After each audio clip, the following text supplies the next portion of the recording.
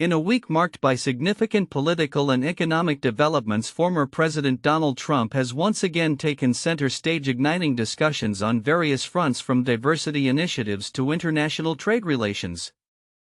As the U.S. grapples with the implications of his actions, the ripple effects are being felt across multiple sectors. On the political front, Trump continues to engage in contentious rhetoric, particularly targeting higher education institutions like Harvard University. His recent comments suggest a push to limit the number of international students, a move that could drastically reshape the landscape of U.S. higher education. According to projections from the National Foundation for American Policy, without foreign students and immigrants, the college population could shrink by 5 million by 2037, leading to significant closures of institutions and a subsequent decline in educational and job opportunities for domestic students. Critics warn that Trump's antagonistic stance towards universities could have unintended consequences, with Paulina Tilley, a data scientist at Revelio, stating, "Getting rid of DEI functions is really going to pare back the diversity of the workplace, even to be felt years from now." Moreover, the battle over diversity, equity, and inclusion DEI initiatives has intensified, particularly in light of a recent survey by NPR revealing an 11.7% drop in jobs related to DEI since their peak in 2023. This decline has disproportionately affected women and minorities, highlighting the fragility of progress made in recent years. The survey attributes the downturn to several factors, including the Supreme Court's decision to ban affirmative action and Trump's ongoing critique of DEI as discriminatory. In the realm of international trade, a temporary truce in the ongoing U.S. China tariff war has provided a momentary reprieve for consumers and businesses alike. Consumer confidence has surged, marking a 12.3-point increase in May, the first positive shift in 5 months following Trump's announcement to pause extensive tariffs on Chinese goods. Currently, import taxes have been reduced to 30%, a significant drop from the 145% imposed earlier this year. Economists, however, caution that this relief may be fleeting. Wells Fargo economists Tim Quinlan and Jeremiah Cole remarked this rebound is a welcome step in the right direction, but like the deal with China, it may prove only a temporary reprieve until we get long-term clarity on trade policy. The implications of these developments extend beyond immediate political discourse. The ongoing debates surrounding tariffs and DEI initiatives are reflective of broader societal tensions and the challenges of reconciling progress with entrenched interests. As consumers express relief over the tariff truce, there remains a pervasive anxiety regarding inflation and economic stability, especially as expectations of price increases loom. As the political landscape evolves, the potential for future conflicts and negotiations remains high. Trump's influence continues to stir both support and opposition within the Republican Party, with various media outlets urging party members to reassess their alignments with his agenda. The Wall Street Journal has called for Republicans to stand firm against Trump's foreign policy approaches, while The Economist warns against his proposed tax cuts, framing them as detrimental to the nation's fiscal health.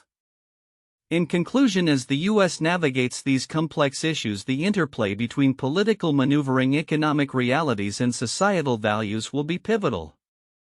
The outcomes of the current debates on DEI and international trade could very well shape the trajectory of American society in the years to come, underscoring the importance of vigilance and engagement from all stakeholders involved. Future developments will likely hinge on how effectively these challenges are addressed and whether a consensus can be forged that balances progress with stability. In a poignant reflection on the intersection of nostalgia and renewal, the demolition of Pawtucket's beloved McCoy Stadium marks the end of an era, yet simultaneously paves the way for new beginnings. As the dust settles on the historic site, remnants of the past are being preserved and repurposed. Notably, the stadium's iconic foul poles. These vertical markers, which played a crucial role in determining the fate of countless fly balls, will find a new home at a planned high school set to rise from the ashes of the old stadium, ensuring that the spirit of the venue lives on. On May 27, 2025, city officials confirmed that while the structure itself has been largely dismantled, elements like the foul poles and some seating will be integrated into the new educational facility. City spokesman Christopher D. Hunter highlighted that although specific plans for the foul poles are still in development, their inclusion is a nod to the stadium's significant role in local history. "We want to honor the legacy of McCoy Stadium while providing a modern space for education and community," Hunter stated. The new high school, which is expected to be completed by December 2028, is one part of a broader initiative to revitalize the area. This redevelopment aims not only to replace the old stadium but also to enhance community life through educational opportunities. The foul poles, standing tall as they did during many a spirited game, will serve as a reminder of the joy and camaraderie that characterized McCoy Stadium, which hosted the Pawtucket Red Sox in countless memorable sporting events. Adding to the historical significance of the site, demolition crews uncovered 2 time capsules buried within the stadium. One dating back to 1940 contains artifacts from the stadium's original cornerstone ceremony, including a proclamation dedicated to the enjoyment of the Pawtucket populace. The second capsule is believed to hold memorabilia related to the longest game in professional baseball history, a marathon contest that stretched over 33 innings in 1981. This game not only showcased the competitive spirit of the teams but also featured future Hall of Famers like Wade Boggs and Cal Ripken Jr. The time capsules will be opened on June 23, 2025, coinciding with the 44th anniversary of that legendary game, promising a moment of reflection and celebration for the community. As Pawtucket transitions from the memories of McCoy Stadium to the possibilities of a new high school, the integration of historical elements into contemporary spaces embodies a forward-thinking approach to urban development. This melding of past and future is not just about preserving history, it's about weaving it into the fabric of daily life for the next generation. The foul poles, now symbols of resilience and transformation, are set to inspire students and community members alike, reminding them of the rich sporting legacy that once thrived at the site. Looking ahead, the opening of the time capsules and the construction of the new high school represent important milestones in Pawtucket's journey. As the city embraces change while honoring its past, the foul poles will stand as a testament to both the history that shaped the community and the future that awaits. The legacy of McCoy Stadium may have come to an end, but the spirit of its memories will undoubtedly continue to influence and inspire for years to come. Acclaimed author Hampton Sides, known for his gripping narrative histories, will grace the Royal Theatre in Archer City this Saturday evening with a free public talk that promises to delve into the complexities of writing about historical figures. The event, organized by the Archer City Writers' Workshop, celebrates the literary legacy of local hero Larry McMurtry while simultaneously aiming to boost literary tourism in the area. Sides, whose notable works include The Wide Wide Sea and Blood and Thunder, will take the stage at 7 p.m. to discuss the joys and challenges associated with narrative history. His works often explore the lives of controversial historical figures such as Captain James Cook and Kit Carson, illuminating the fine line between heroism and controversy. Though widely considered heroic in their time, they become controversial today, Sides remarked, reflecting on the evolving perceptions of such figures in contemporary discourse. His recent book, The Wide Wide Sea, has garnered significant acclaim, making the New York Times list of the top 10 books of 2024. Attendees can expect not only a thought-provoking discussion but also the opportunity to purchase signed copies of Sides' works at the event. This visit is not Sides' first to Archer City, the hometown of McMurtry, whom he respects deeply. He previously traveled there 15 years ago to accompany George Getzchow, the director of the Larry McMurtry Literary Center, during a literary journalism class. Sides expressed his excitement about returning to what he describes as a funky old stomping ground, noting its unique role in fostering literary creativity despite its remote location. "I'm excited to be a part of the creative efforts that are now afoot to celebrate the work of Larry McMurtry and to build upon his legacy to inspire future generations," he said. The Archer City Writers' Workshop has recently taken significant steps to honor McMurtry's legacy by acquiring his former bookstore, which will be transformed into the Larry McMurtry Literary Center.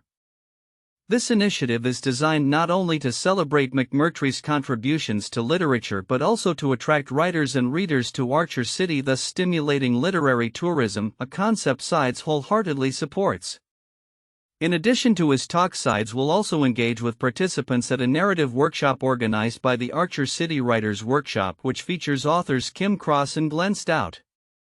Their latest works will also be available for purchase, contributing to what promises to be a vibrant literary weekend in Archer City.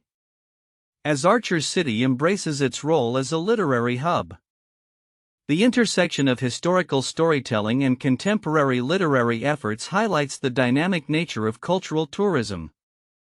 The efforts to honor McMurtry and promote literary events reflect a broader trend in which communities are leveraging their literary heritage to attract visitors and inspire future generations of writers. With Sides' visit, Archer City takes another step forward in solidifying its reputation as a destination for literary enthusiasts. As this initiative unfolds, it will be intriguing to see how the synergy between history and literature continues to shape the community's identity and foster new opportunities for literary engagement. In today's corporate landscape, an unsettling trend is emerging: a significant rise in CEO departures that signals deeper issues within organizations. As reported by Forbes, CEO exits in the U.S. reached an all-time high of 2,221 in 2024. With the early months of 2025 showing a concerning continuation of this trend. This phenomenon is not merely the result of burnout or compensation disputes, it reflects a fundamental shift in the expectations and willingness of qualified leaders to assume these demanding roles. The reluctance of top talent to step into CEO positions stems from a confluence of factors that together create a governance risk and a financial liability for organizations. The traditional model of leadership, characterized by hyperavailability, political acumen, and often solitary decision-making, is increasingly at odds with the values and priorities of today's executives. As Solange Charas, a contributor to Forbes, points out, the CEO role has become a high-risk, low-reward proposition.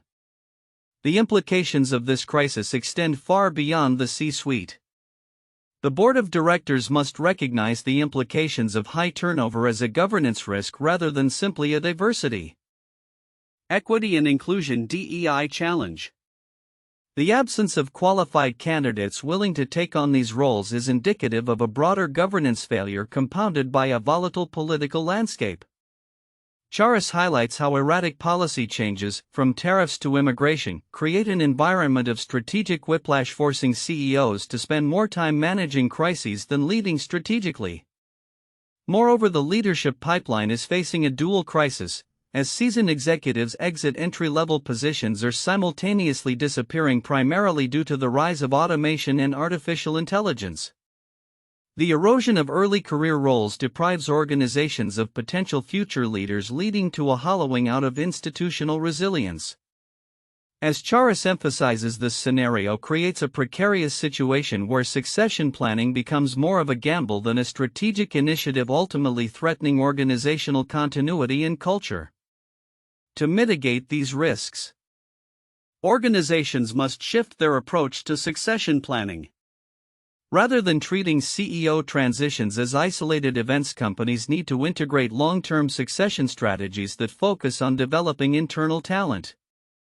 A study by PwC indicates that organizations with formal succession plans significantly outperform those without, particularly in long-term shareholder returns. Boards and chief human resources officers (CHROs) play a crucial role in this process, requiring them to actively sponsor diverse internal talent and align development with business continuity plans. In addition, the importance of leadership capital cannot be overstated. Charas argues that CHROs should view leadership development as a strategic asset akin to financial capital, measuring its effectiveness and ensuring its sustainability over time. This perspective is particularly critical in light of recent CEO departures, many of which are not tied to performance issues but rather reflect a misalignment between personal values and the demands of leadership roles. The future of corporate leadership will require a redesign of executive roles to accommodate the realities of an increasingly complex business environment. Next-generation CEOs will need competencies in systems thinking, digital fluency, and inclusive leadership to navigate challenges effectively. Organizations that recognize the necessity of these attributes in their leadership development programs are more likely to thrive. As we look to the future, the need for proactive and strategic approaches to leadership succession is evident. The ongoing crisis in CEO turnover is not solely a matter of talent acquisition, it is a governance imperative that requires immediate attention. Companies that invest in cultivating a sustainable pipeline of leaders will not only safeguard their organizational integrity but will also position themselves for long-term success in an ever-evolving marketplace. Conversely, those that neglect this critical aspect may find themselves grappling with institutional amnesia and diminishing enterprise value, creating a cycle of instability that could have lasting repercussions. A recent study published in the journal Frontiers in Public Health has unveiled a troubling correlation between climate change and rising cancer rates among women, particularly in the Middle East and North Africa. This alarming trend highlights the multifaceted health risks posed by environmental changes, emphasizing the urgent need for public health strategies that take climate-related factors into account. According to the American Cancer Society, cancer rates in the United States have been steadily increasing, with a notable surge among young and middle-aged women. In fact, women under 50 are now almost twice as likely to receive a cancer diagnosis compared to their male counterparts, a disparity that has expanded since the early 2000s.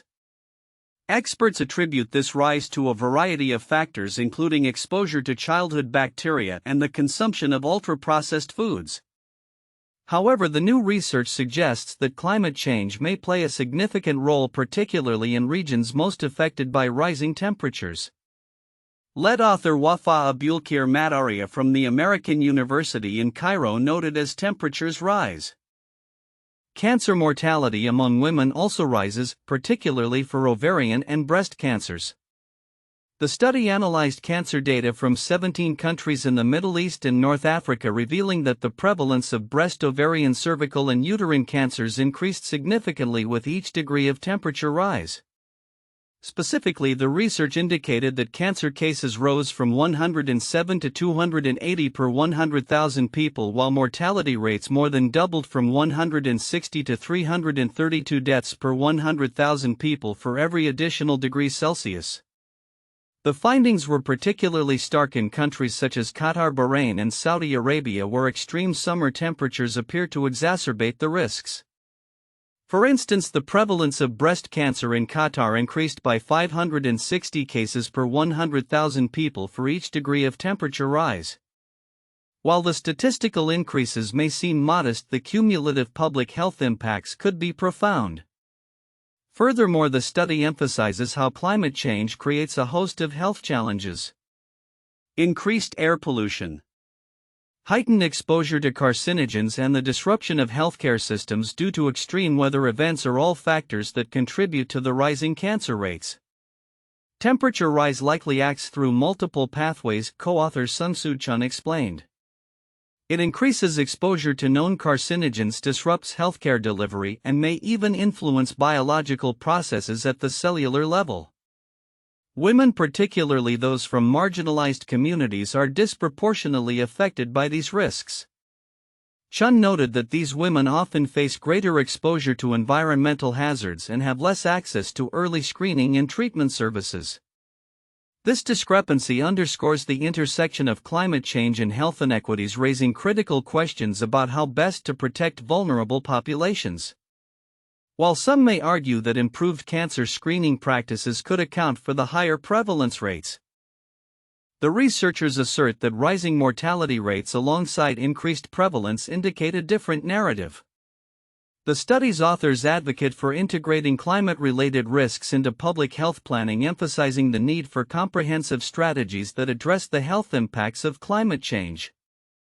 Despite the study's findings, it is essential to note that causality cannot be definitively established at this stage. Madaria acknowledged the limitations of the research, stating other unmeasured factors could contribute. However, the consistent associations observed across multiple countries and cancer types provide compelling grounds for further investigation into the links between climate change and health outcomes. As climate change continues to be a pressing global issue, the implications of this study extend beyond the realm of cancer rates. They serve as a crucial reminder of the interconnectedness of environmental and public health, calling for immediate action to mitigate the effects of climate change and protect the health of future generations. The future of public health may well depend on how effectively we address these challenges, integrating climate considerations into health policies and practices worldwide. In a surprising turn of events, recent developments in international trade have sent ripples of optimism through consumer markets, at least temporarily. The European Union has agreed to expedite trade negotiations with the United States, a move that has effectively postponed the threat of hefty tariffs proposed by President Trump. In a tweet, Trump heralded this as a positive step, suggesting that both the U.S. and EU would benefit from increased cooperation. "They will both be very happy and successful if they do," he stated, reflecting a momentary thaw in what has been a tumultuous trade relationship. The backdrop to this diplomatic gesture is the looming threat of a 50% tariff on EU imports set to take effect on June 1. Following a phone call between Trump and European Commission President Ursula von der Leyen, the deadline was extended to July 9, allowing negotiators a crucial window to hash out a deal. This extension is particularly significant as the EU, which represents the largest trade partner of the US, has been under pressure to cut tariffs on American goods amid fears of escalating trade tensions. In fact, reports indicate that the EU has prepared retaliatory tariffs worth approximately $108 billion should negotiations fail. Trade experts note that this development could have far-reaching implications not only for US-EU relations but also for global markets.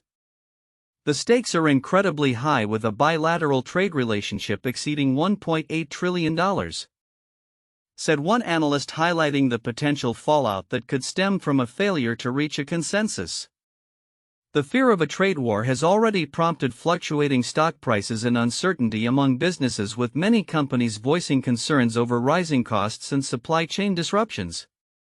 In the midst of these negotiations, some sectors are already feeling the impact of Trump's earlier tariff announcements.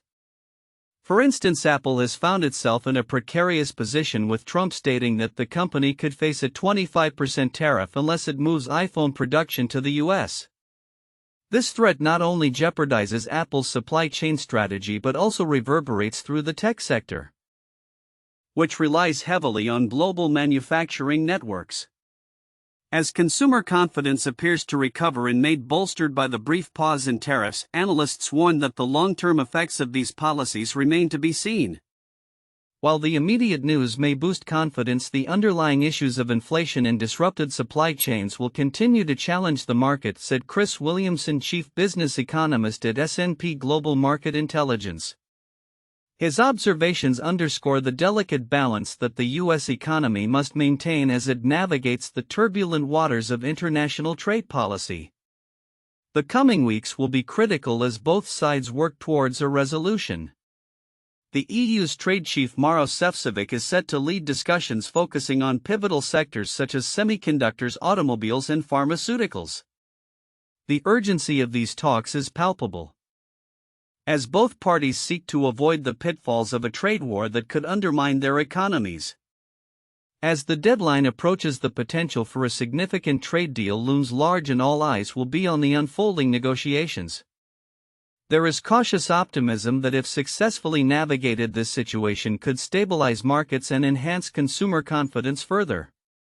However, the path to a lasting resolution will require careful diplomacy and a willingness from both sides to compromise. The coming weeks will not only determine the fate of transatlantic trade relations but also set the stage for future economic interactions in an increasingly interconnected global landscape. In a world where the line between fiction and reality has become increasingly blurred, the evolution of zombie narratives offers a fascinating lens through which to examine our societal fears and cultural storytelling.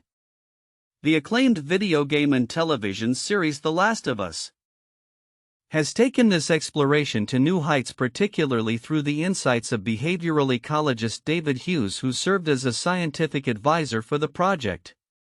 In a recent interview, Hughes shared his thoughts on how the COVID-19 pandemic has reshaped our relationship with zombie fiction and the themes of contagion it embodies. Originally released in 2013, The Last of Us thrust players into a post-apocalyptic world ravaged by a fungal pandemic, a stark departure from the typical viral or bacterial threats usually depicted in such narratives.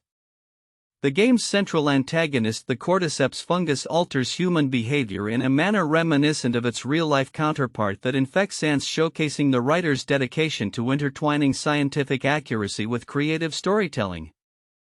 Hughes, who initially consulted on the game, noted how the team delved deeply into the science of fungi, even experimenting with slime molds to enhance their understanding. Reflecting on his involvement, Hughes remarked, "I was really impressed by how much the game's writers got into the science of it and started to understand things like fungi and slime molds. This thorough approach not only contributed to the authenticity of the game but also sparked a broader conversation about the nature of pandemics and their impact on society." As the world faced the unprecedented challenges of COVID-19, Hughes observed a significant shift in public perception towards pandemics and consequently zombie narratives. "I think our appetite for being scared by pandemics has receded because we all have PTSD. Or we don't have PTSD and realize that some of us just don't care about other people," he explained. This shift highlights a complex dynamic. While the thrill of zombie apocalypse stories may have diminished, the underlying fears of contagion and societal collapse remain deeply ingrained in our collective consciousness.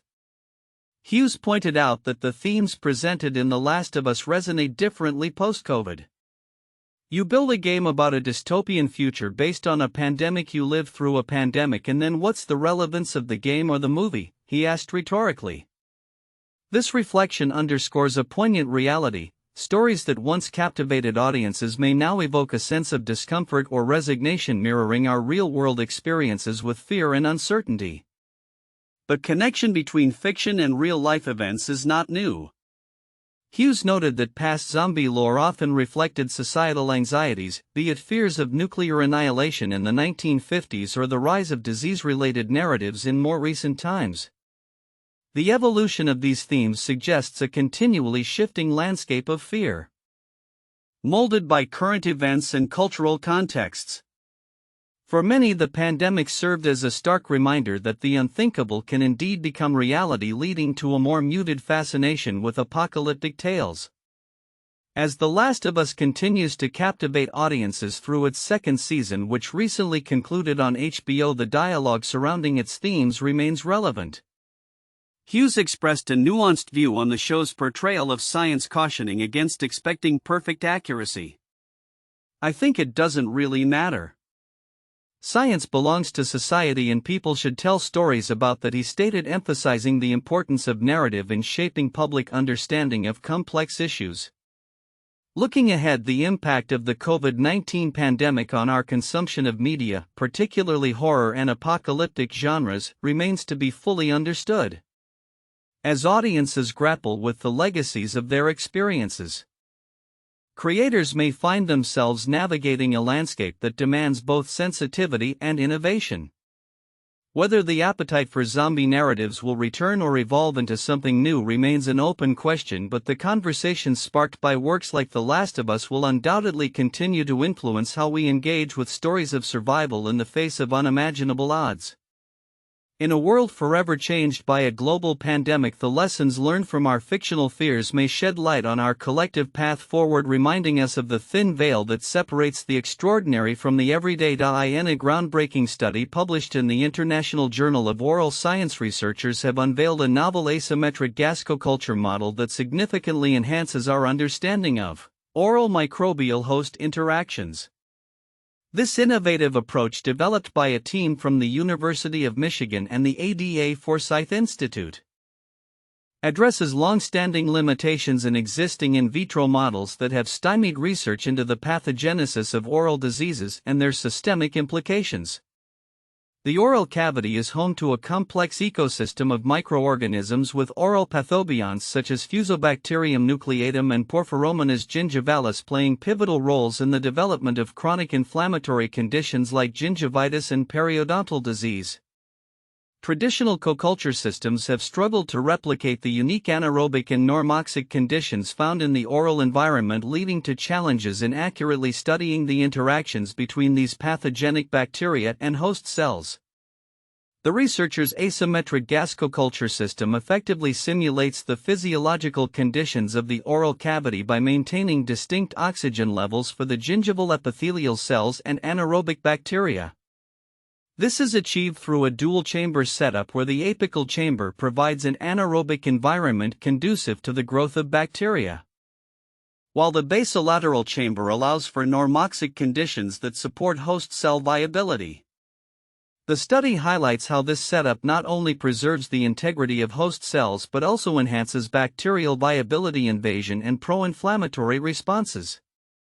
Using Fusobacterium nucleatum as a primary test subject, the study found that the new coculture system significantly increased bacterial invasion and intracellular loads compared to traditional models.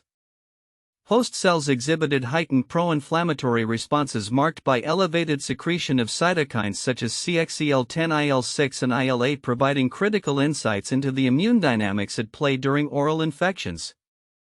Importantly, this model allowed for the precise evaluation of antibiotic efficacy against intracellular pathogens, paving the way for more informed therapeutic strategies. Our findings demonstrate the utility of our coculture platform in studying oral microbial pathogenesis, said Jaha Lee, one of the lead researchers. By creating a more physiologically relevant environment, we can better understand the mechanisms behind oral diseases and their potential links to systemic health issues. Moreover, the research validated the model's capacity to support the growth of Porphyromonas gingivalis, a more oxygen-sensitive pathogen, thereby underscoring its versatility in studying a range of oral bacteria. As climate change and microbial resistance continue to pose challenges to health, the implications of this research extend beyond basic science, offering a framework for developing targeted treatments that could improve outcomes for patients suffering from oral and systemic diseases. The study not only emphasizes the importance of accurate coculture models for understanding microbial-host interactions but also highlights a shift towards more integrative approaches in the field of oral health research. As scientists continue to explore the intricate relationships between oral bacteria and their human hosts, this innovative coculture system stands as a promising tool for advancing therapeutic strategies and enhancing patient care in the ever-evolving landscape of oral microbiome research. Looking ahead, the researchers are optimistic about the potential of this coculture model to facilitate further investigations into the complex interplay between oral pathogens and host immunity, ultimately contributing to a better understanding of oral health and disease management. An unsettling case of fraud has recently come to light as a mechanic operating in Arizona was sentenced to prison for defrauding customers, leading to significant financial losses. Andres Manny Lopez, 37, was handed a 33-month prison sentence and ordered to repay $1.37 million to his victims, as announced by the U.S. Attorney's Office for the Eastern District of Missouri last week. Lopez operated his business All Performance Tuning and Diesel Repair LLC under the guise of a legitimate mechanic service, but instead engaged in a series of deceitful practices. Beginning in November 2019, he accepted payments for vehicle repairs, upgrades, and parts that he never intended to deliver. The situation escalated as he caused damage to some vehicles and, without the owner's consent, loaned out others. His fraudulent activities not only affected numerous customers but also left a trail of broken promises and financial ruin. One notable victim of Lopez's schemes was a Missouri customer who wired $45,000 to Lopez in hopes of purchasing a Toyota RAV4 for his mother. Lopez's deception was elaborate. He fabricated stories about product recalls and even impersonated a general manager from a Florida Toyota dealership to further mislead the victim. The situation worsened after Lopez was indicted in October 2023, during which he defrauded another individual out of approximately $567,892, allegedly using the funds for personal expenses. The emotional toll on victims was evident, with one individual expressing frustration in a letter to the court summarizing Lopez's actions as a repetitive cycle of promises followed by excuses. Promise, then a reason why I cannot meet that promise, then a new promise, then repeat the string for years, the victim wrote, highlighting the betrayal and distress experienced by those who trusted Lopez with their hard-earned money. Lopez ultimately pleaded guilty to a single count of wire fraud in February 2025 in U.S. District Court in St. Louis.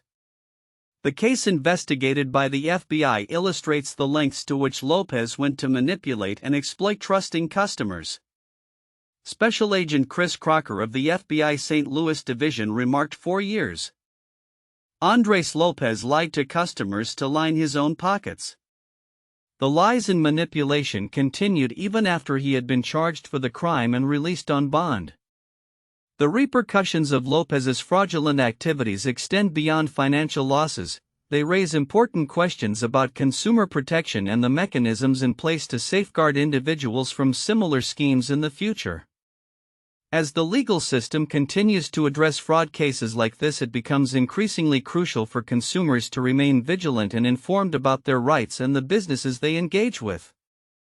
Looking ahead, this case serves as a stark reminder of the potential risks involved in trust-based transactions within the automotive industry and beyond. As authorities tighten regulations and improve consumer protection laws, it is hoped that future incidents of fraud can be minimized, fostering a safer environment for consumers.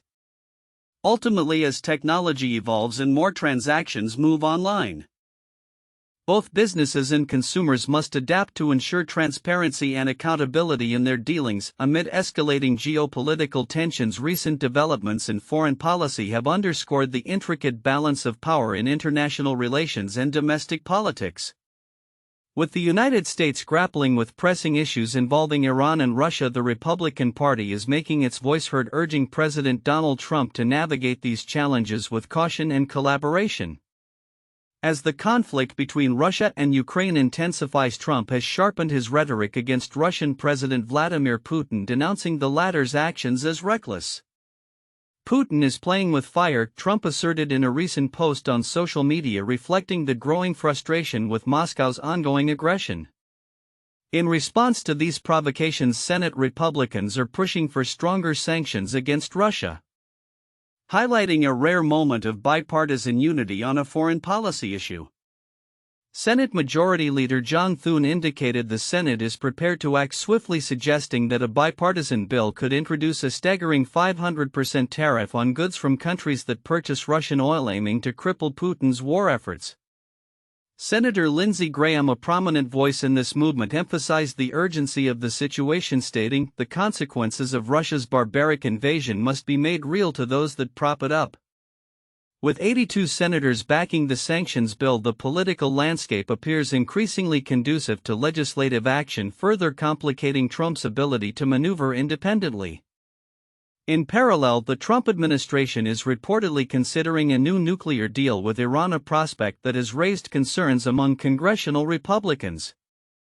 Any agreement would necessitate Senate approval. Given the constitutional requirement for treaties to secure a two-thirds majority vote, Senator Mike Lee has articulated the Republican stance, insisting that Iran must not be permitted to continue its uranium enrichment, which is essential for nuclear weapons development. Zero nuclear weapons equals we have a deal. Zero enrichment equals we do not have a deal, Iranian Foreign Minister Abbas Araghchi recently stated, illustrating the stark divide between U.S. and Iranian positions. As the Trump administration contemplates its next steps in both the Russian and Iranian arenas, the stakes could not be higher. The implications of these decisions extend beyond diplomatic posturing. They could significantly affect global stability and the U.S.'s standing as a superpower. Trump's administration faces a dual challenge: to maintain a firm stance against adversaries while also managing the expectations and demands of congressional leaders who seek a more assertive role in foreign policy matters. Looking ahead, developments on both fronts will be closely monitored. The ongoing military actions in Ukraine, coupled with the intricate negotiations surrounding Iran's nuclear ambitions, promise to shape the geopolitical landscape in the coming months. As Congress prepares to reconvene after a Memorial Day recess, the pressure for decisive action will only increase, compelling Trump to navigate a complicated political terrain where alliances and adversarial relationships are continually evolving. The outcome of these diplomatic efforts could redefine not only U.S. foreign policy but also its relationships with key allies and adversaries alike. In the rapidly evolving landscape of technology and science, recent developments underscore the ongoing challenges and breakthroughs that shape our understanding of the world and beyond. A notable focus has been on the capabilities and limitations of artificial intelligence in critical areas such as weather forecasting and ocean exploration. This convergence of AI and environmental science presents both opportunities for advancement and concerns for future resiliency against climate change impacts. AI-powered weather forecasting has made significant strides, offering faster and sometimes more accurate predictions than traditional methods. However, a recent analysis highlights a concerning limitation: these systems may struggle to predict extreme weather events that deviate significantly from historical patterns. As climate change accelerates the frequency of unprecedented weather phenomena, this gap in AI forecasting capabilities could pose serious risks. According to James Deneen of New Scientist, these models are good, but the question we have been asking is about events that are so rare and strong that these models, indicating a critical need for refining AI's predictive power in the face of an unpredictable climate.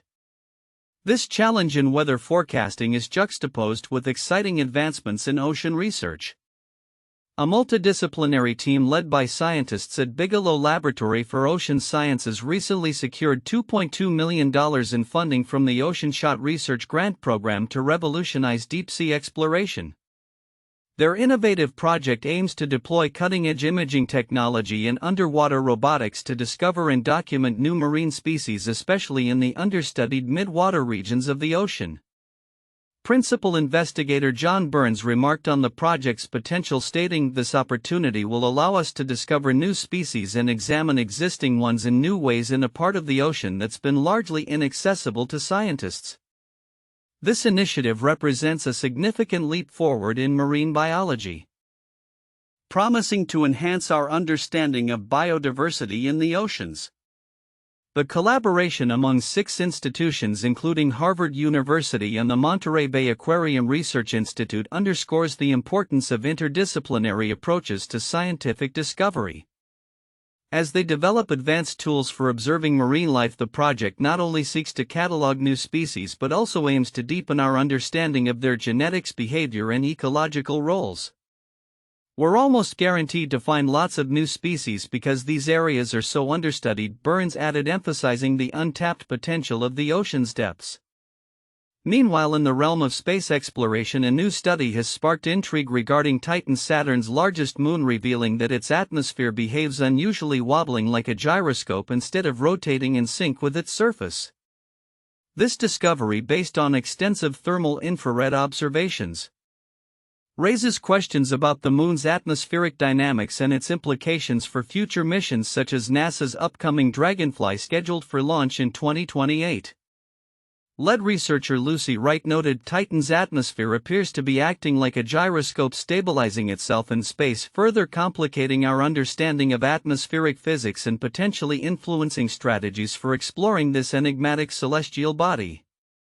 As science continues to unveil the complexities of both our planet and the cosmos, the interplay between technological advancements and environmental challenges becomes increasingly critical.